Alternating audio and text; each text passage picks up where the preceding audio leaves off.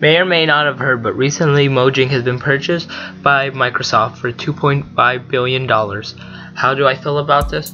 Well, I have nothing wrong with Xbox. I have a 360. I play PlayStation and Nintendo and PC as well.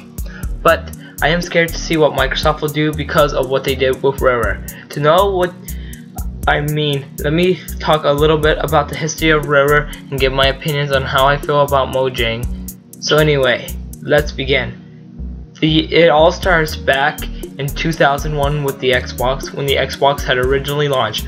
Microsoft had wanted more characters, so where did they look first to? None other than the gaming giant. Yes, you know who I am talking about. Exactly.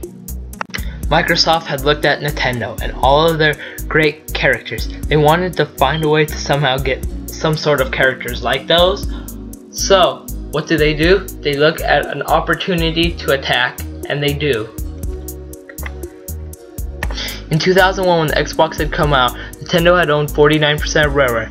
RareWare's two founding brothers, the second party studio of Nintendo, had wanted to sell all the remaining stock to Nintendo, and this is where the problem began. Nintendo had their own problems with their president retiring this year after many years working there, their new Game Boy Advance releasing in 2001, also their home console, the GameCube, so they didn't have time to worry about RareWare at the time because of these problems.